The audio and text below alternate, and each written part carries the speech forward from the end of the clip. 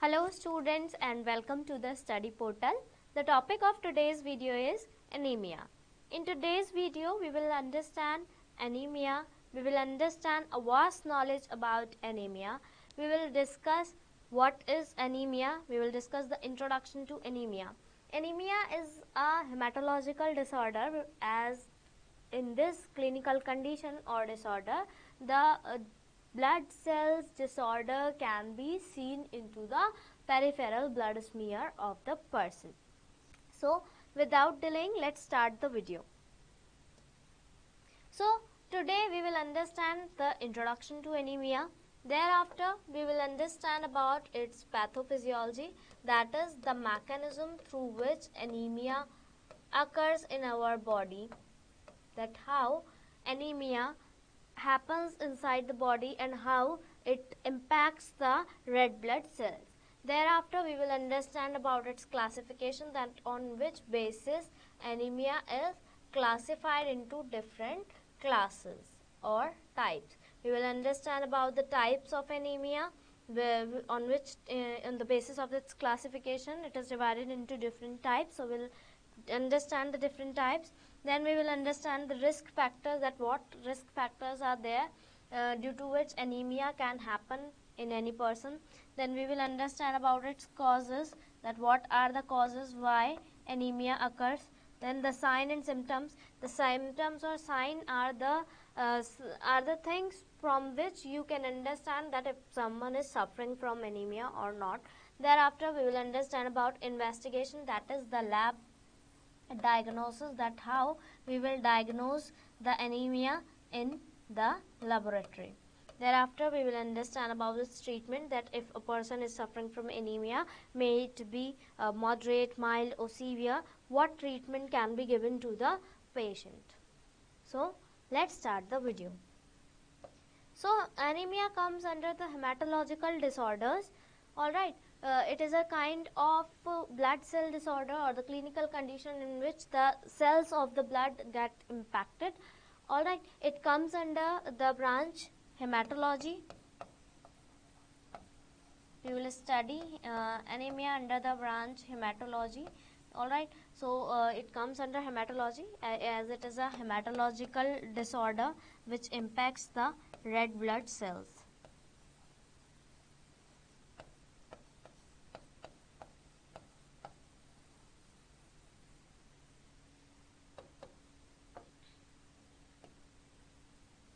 So what is anemia? Let's understand anemia in better way. So anemia is a decrease in the total amount of red blood cells or hemoglobin in the blood. So anemia is a clinical condition in which the red blood cells of a person are decreased and the hemoglobin concentration get decreased, due to which the oxygen carrying capacity of the blood is also decreased. Alright, which leads to the reduced oxygen flow to the body's organ. So anemia, first of all, this is important to know that anemia is not a disease, it is a clinical condition. It is a clinical condition which impacts the RBCs. Alright, so it is a clinical condition in which the red blood cells are decreased. We can say that RBCs are decreased, hemoglobin concentration is decreased, due to which oxygen carrying capacity of the blood is also decreased. Due to these three factors, it leads to the reduced oxygen flow to the body. So this is the definition of anemia, that it is a clinical condition in which the RBCs are decreased, hemoglobin concentration is decreased and oxygen carrying capacity of the blood is also decreased. Alright, hope this is clear to you now. Moving on. Now talking about its pathophysiology, that how anemia occurs. So anemia can be caused by any of the causes. So it is the most common blood disorders which affects about a third of the global population. All right. So how it occurs, let's see. So decrease in RBCs, hemoglobin or HCT levels is caused, which results in the diminished oxygen carrying capacity. Due to the diminished oxygen carrying capacity, it leads to the conditions such as hypoxia or hypoxia-induced effect on organ functions. Alright, due to this hypoxia or hypoxia-induced effects, sign and symptoms of anemia occurs. Alright, so what happens, let's understand here that if due to any cause like nutritional deficiency or any of the disorder or impact, the RBCs in the blood of a person get decreased. Alright, so when RBCs get decreased, it leads to the reduction in the hemoglobin as well, reduction in hemoglobin concentration. Now the function of hemoglobin is to carry the oxygen. What does hemoglobin do? It carries oxygen to different parts of the body, to the tissues of the body. Now due to reduction in hemoglobin concentration and reduction in RBCs, this oxygen carrying capacity is also decreased. So thus, due to decreased oxygen carrying capacity, the oxygen is less available to tissues. Alright, so when the oxygen is less available to tissues, what happened? The tissues went into the condition hypoxia, or hypoxia induced effects can be seen on the organs or tissues of the body. So therefore, the signs of anemia occurs in person, which is the faint, fatigue. Person may be feeling as faint, or person may be feeling fatigue. So these all signs of anemias start appearing. So it is a clinical condition. This is how the mechanism of anemia occurs inside the human body. Understand with the picture. So this is the picture of erythropoiesis, that how RBCs are formed, or how the blood vessels are carrying the RBCs, WBCs and platelets. The function of RBC is a disc shaped cell. The function of RBC is to carry hemoglobin. Alright, so it carries hemoglobin to different tissues. What happens? The RBCs bind to the oxygen molecule in the hemoglobin molecule. The oxygen it takes oxygen from lungs, then oxygen binds to the hemoglobin in this way, and then it releases the oxygen to the tissue cells. So when there is a decreased count of RBCs and hemoglobin concentration, the tissues are getting the less oxygen. Therefore the hypoxia-induced effects are seen on the organs and tissues. This is how the anemia occurs in a human body.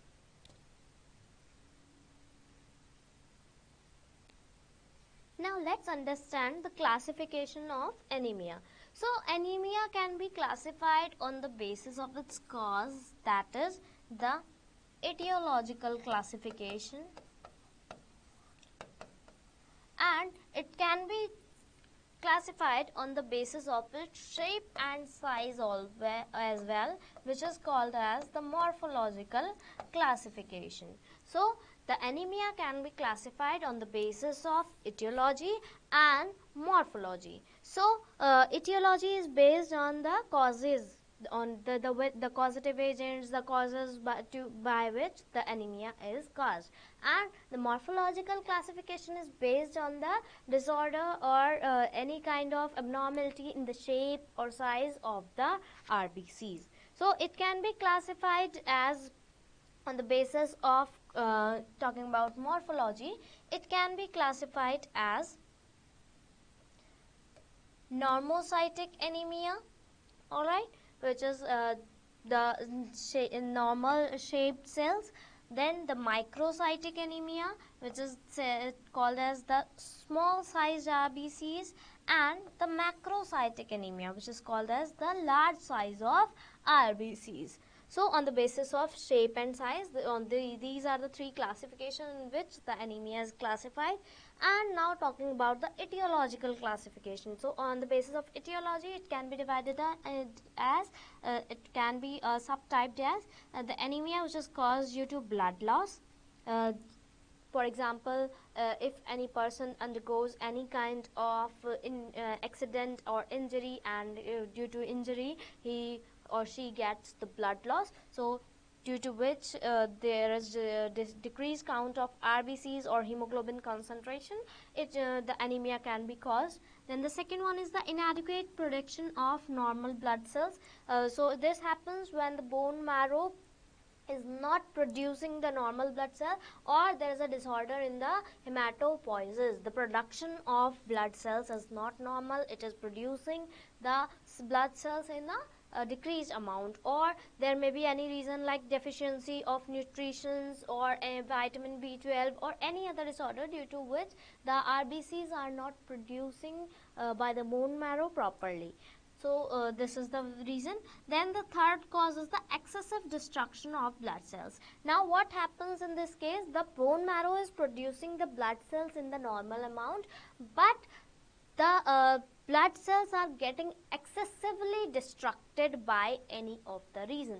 So this can be also the reason for the cause of anemia, which comes under the etiological classification. Alright, it can be hyporegenerative or regenerative, which depends on the number of reticulocytes. Alright, so these both parameters can be supplied routinely by most of the automatic hematological cell counters.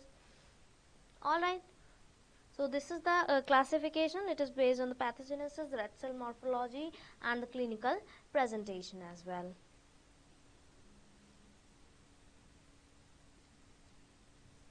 Moving on. So on this basis, now talking about the types of anemia. So based on the clinical picture, anemia can be classified as iron deficiency anemia, megaloblastic anemia, pernicious anemia, hemorrhagic anemia, hemolytic anemia, and the aplastic anemia. Iron deficiency anemia is a kind of microcytic hypochromic anemia, which is caused due to the decreased concentration of iron in the red blood cells of the person. Then the second one is the megaloblastic anemia, which is a type of macrocytic anemia, which is caused due to deficiency of vitamin B12 and folic acid. Then is the pernicious anemia.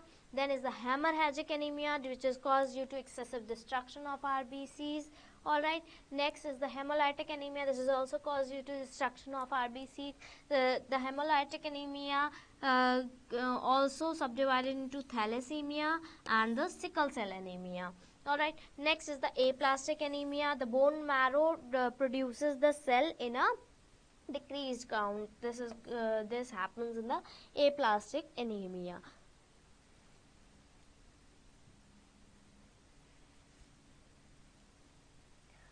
So see here it is written that iron deficiency anemia is caused due to excessive loss of iron. Women are at more risk because of menstrual blood and growing fetus. They undergo such kind of condition in which there is a loss of iron more than the males. So women are at more risk for iron deficiency anemia. In this type of anemia, the person undergoes the deficiency of iron. Iron is required for the development of RBCs. Due to the deficiency in the iron, the RBCs does not mature well, does not get its shape well. That is why the microcytic kind of anemia happen, in which the RBC size is generally smaller than the general size, and it is also pale in color. Alright, next one is the megaloblastic anemia. It occurs due to deficiency of vitamin B12 and the folic acid. In this, the red bone marrow produces the abnormal RBCs. The RBCs are of larger size than the general size of RBCs. Alright, next one is the pernicious anemia. It is caused due to inability of the stomach to absorb vitamin B12 in the small intestine. Now what is happening in the pernicious anemia? The RBCs does not get mature or developed due to the inability of the stomach to absorb vitamin B12. The vitamin B12 is required for the development of RBCs. When it is not absorbed well by the intestine, it is not regulated in the bloodstream properly. Therefore, it causes the RBCs to not develop properly, and thus pernicious anemia occurs in such kind of persons. Next is the hemorrhagic anemia. It is due to the excessive loss of RBCs. It can be due to the bleeding, stomach ulcers, or menstruation as well. Alright, in certain person which have bleeding disorders, this kind of anemia can occur, or in the persons who have the stomach ulcer or hemorrhagic ulcers which leads to the internal bleeding of the person, then hemorrhagic anemia can be present in that kind of persons. Now next one is the hemolytic anemia. It is caused due to the excessive destruction of RBCs. Alright, in this the membrane of the RBCs is not matured well, due to which it ruptures easily. It can be due to the presence of any kind of parasite, toxins, or antibodies which are present in the person itself. So which can lead to the destruction of RBCs.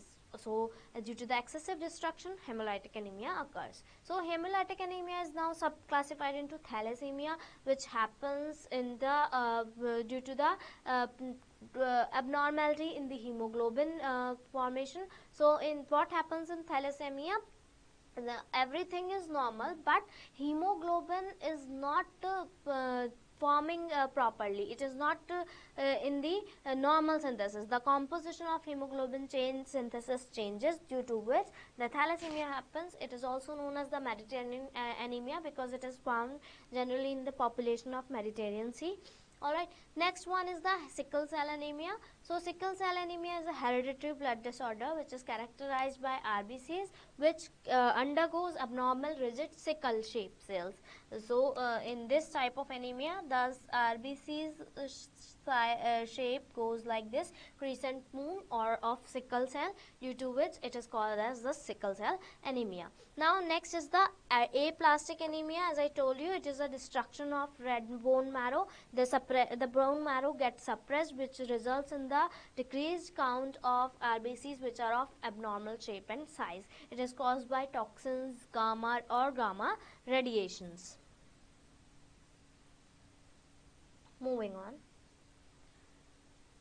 Now, on this basis, I told you these are classified as normochromic normocytic anemia, in which, as the name suggests, normo means normal and chromic means color. So, in this type of anemia, normocytic normochromic anemia, the cells are of normal size and normal shape, but their count is decreased and the hemoglobin concentration is decreased. So these include anemias of chronic disease or hemolytic anemia, those characterized by accelerated destruction of RBCs, or the anemia of acute hemorrhages, or the aplastic anemia. Alright, iron deficiency anemia is the example of this. Iron deficiency anemia is the example of the aplastic anemia is the example of this normocytic normochromic anemia. Iron deficiency anemia is the example of microcytic normochromic anemia, microcytic hypochromic anemia, which is caused due to decrease in the decrease in the iron or the hemoglobin concentration. So what happens here in the microcytic hypochromic anemia? The cells are of smaller size and are of smaller shape than the usual ones. Alright, in this hypochromic and microcytic anemia, the red cell indices are decreased. There is low MCHC, low MCV. Alright. Next is the normochromic macrocytic anemia. The color of the cell is normal, but it is enlarged in size. So due to enlarged in size, the red cell indices also changes. There is normal MCHC but high MCV. These include vitamin B12 deficiency or folate deficiency. The example of normochromic macrocytic anemia is the megaloblastic anemia.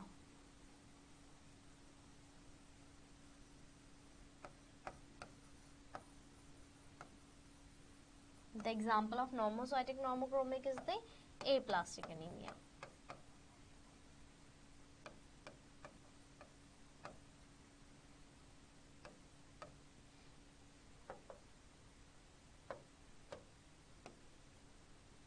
Moving on.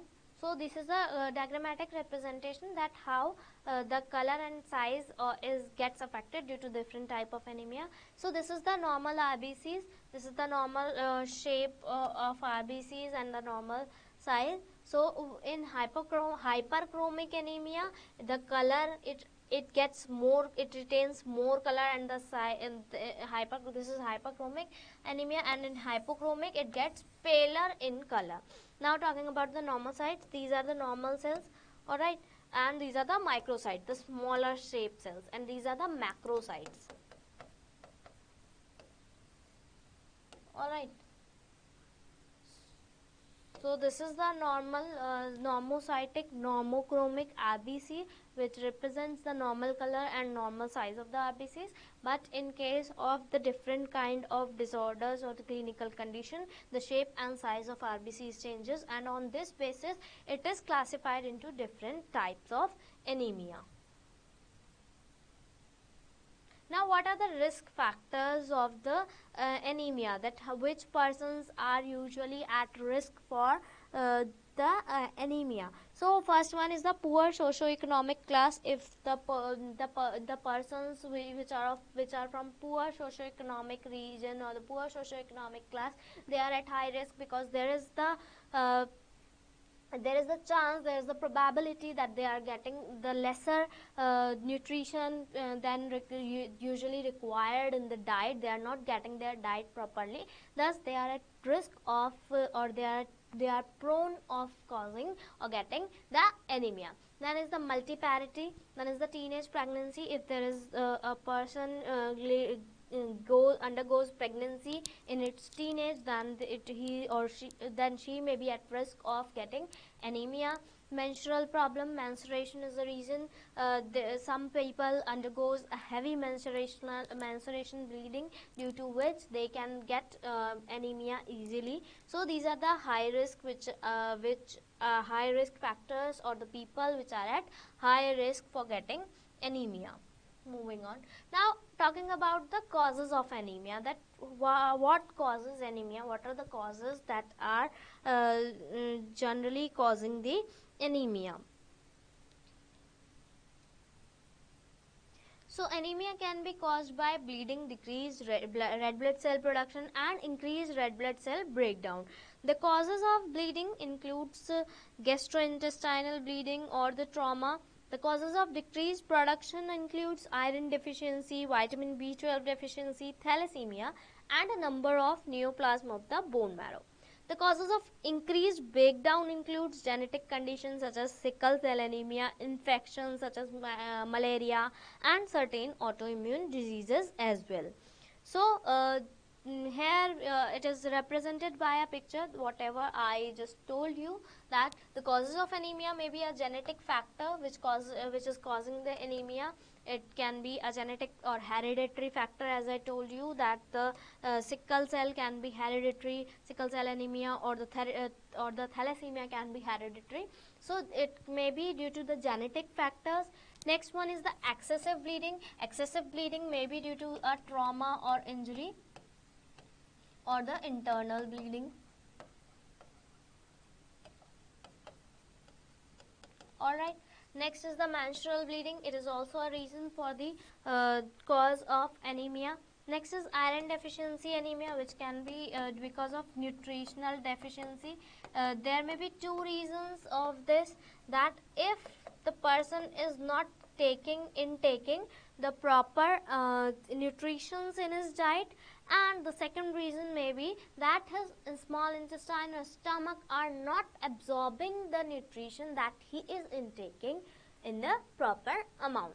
Next is the cancer causing anemia. If there are some and if a person is exposed to the carcinogenic agent which are leading to the anemia. Next cause can be the impaired metabolism of spleen. So in this case the person is not receiving the proper the metabolism of spleen is not proper. That's why the person may be undergoing any kind of anemia. Now talking about the sign and symptoms of the anemia, that how will you identify if a person is suffering from anemia or not. So anemia goes undetected in many people and symptoms can be minor. This is the reason that why anemia is a leading clinical condition in the developing countries, because it is undetected in many people and symptoms are minor, and we do not give much of our concern and concentration on these signs. So symptoms can be related to an underlying cause or the anemia itself. Most commonly, people with the anemia report feel weakness or fatigue and sometimes poor concentration. Alright, so these are the symptoms, sign and symptom. First one is the fatigue. They feel fatigue. Headache is also the reason. The yellowish skin. The person may be looking paler. Iron deficiency is there. Alright, irregular heartbeats can be observed. The person may be experiencing chest pain or decreased blood cell production. He may be having the cold hands. Alright, dizziness is there. Alright, the person may be feeling like he is feeling dizzy. He is fainting. Leg cramps are there in the lower limbs in this region. Then insomnia is there. Person is not sleeping properly. Then blood loss is there, vitamin B12 deficiency is there, RBCs are destructing, folate deficiency is there. So these are the sign and symptoms. The typical symptoms of anemia may include feeling tiredness and weakness, feeling like lightheadedness or dizziness, headaches may be there. There are lack of physical exertion, extreme tiredness on the slightest exertion, breathlessness is there, difficulty in concentration is there. The person may be having irregular heartbeat, muscle weakness is there. Generalized muscular weakness is the main sign and symptoms of the anemia. Alright, in very severe anemia, the body may compensate for the lack of oxygen carrying capability of the blood by increasing the cardiac output. The patient may have symptoms related to this, such as palpitations, angina, intermittent claudication of the legs, and the symptoms of heart failure. On examination, the signs exhibited may include pallor, but this is not a reliable sign. A blue coloration of the sclera may be noticed in some cases of severe iron deficiency anemia. Alright, in case of iron deficiency anemia, there can be also cholinergia, which is the spoon-shaped nails of the person. Alright, so these are the general signs and symptoms which appears in people who are at risk or who are having the anemia. Alright, moving on. So these are the symptoms of the silent symptoms of iron deficiency anemia, because iron deficiency anemia is the most commonly occurring kind of anemia. So if a person is having iron deficiency anemia, the main is hair loss. The person may be having the hair loss. Second one is the brittle nails. Here the nails are breaking easily. He or she may be having increased sensitivity to cold. Frequent headaches are there. There is restlessness or the cramps in the legs. Fatigue and tiredness is also there. So these are the signs and symptoms of the iron deficiency anemia. Moving on, now these are the signs and symptoms as they are seen as systemic. You can also copy from here, or you can write down in your notebooks that what are the symptoms, systemic symptoms of the anemia. There is also enlargement of spleen in some cases, and in severe cases there is the symptoms are also related to the heart as well. Alright, moving on. Now these are the symptoms of vitamin B12 deficiency. This is the second main reasons of main kind of anemia which occurs in people.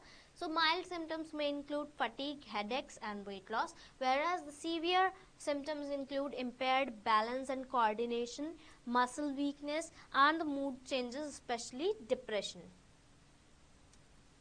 Now talking about the investigation, that how you can diagnose the anemia in the laboratory. So red cell population is generally determined. First diagnosis is the red cell determination. So quantitative parameters are taken. So volume of pegged cell is taken, that is the hematocrit or the PCV is taken. Alright, hemoglobin concentration is checked. Red blood cell concentration per unit volume is tested. In case of anemia, PCV is decreased, hemoglobin concentration is decreased, and the red blood cell concentration is also decreased. Now talking about the qualitative parameters are the MCV, MCH and MCHC, which is based on the shape and size of anemia. These are also called as red cell indices. Red cell indices determine the type of anemia, that from which type of anemia the person is suffering from. The MCV, MCH and MCHC helps in determining the classification or the subtype of anemia. Moving on. Now this is the hematocrit volume there, which is the packed cell volume. So in males it is 42, it should be between 42 to 52%, and women it should be between 36 to 48%. Then hemoglobin concentration is checked, our red blood cell count is checked. This is the normal ranges of these hemoglobin concentration and RBCs cells. I hope you all are aware with this. Moving on. Now MCV is taken. MCV, MCH and MCHC determines the type or the subtype of anemia. So its decreased count or increased count determines that which kind of anemia a person is suffering from. Moving on, talking about the treatment of anemia. So treatment generally varies because of the age of the person. According to age or according to the category, we give the treatment. So if the treatment for 6 months to 24 months baby is this, that he may be given 12.5 mg iron plus 50 microgram folic acid daily. If the person is normal or low birth weight, then 6 to 24 months of age, for 6 months to 24 months, this dosage can be given. Alright, next is the treatment of mild and moderate kind of anemia. So children under 2 to 5 years of age should be given 20 to 30 mg iron every day in their diet. For children 6 to 11 years, 30 to 60 mg iron is required, and adolescent and adult 60 mg iron is required. So anemia will correct within 2 to 4 months if appropriate iron dosages are administered and underlying cause is corrected.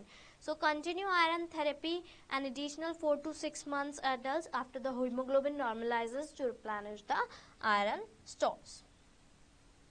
Now, for more than 2 years, 25 mg iron plus 100 to 400 microgram folic acid daily. Then 2 to 12 years, 60 mg iron plus 400 microgram folic acid daily. Then if adolescent and adults, including the pregnant women, 120 mg iron plus 400 microgram folic acid daily can be given for up to 3 months to replenish the amount of red blood cells and hemoglobin concentration. After completing this 3 months of therapeutic supplements, pregnant women and infants should continue preventive supplementation program.